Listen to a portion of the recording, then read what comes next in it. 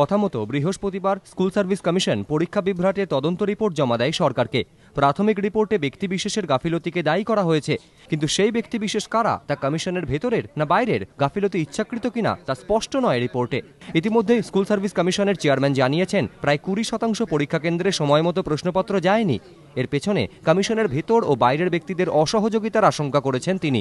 কিন্তু গাফিলতি কাদের তা রিপোর্টে স্পষ্ট না হওয়ায় ক্ষুব্ধ রাজ্য সরকার। অসন্তুষ্ট শিক্ষামন্ত্রী কমিশনের রিপোর্টই এদিন ফেরত পাঠিয়ে দিয়েছেন। আগামী 3 দিনের মধ্যে দোষী ব্যক্তিদের চিহ্নিত করে ফের রিপোর্ট জমা দেওয়ার নির্দেশ দেওয়া হয়েছে।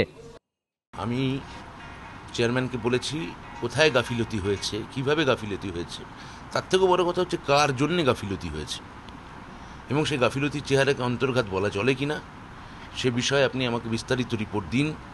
প্রাথমিক রিপোর্ট থেকে কোনো ব্যক্তিকে আইডেন্টিফাই করা যায়নি, কিন্তু আমি বলছি এই রিপোর্ট আমি নেব না, আমাকে ব্যক্তিকে আইডেন্টিফাই করে দিতে হবে এবং তার ভিত্তিতে আমরা কঠোর ডিসিপ্লিন অ্যাকশন নেব।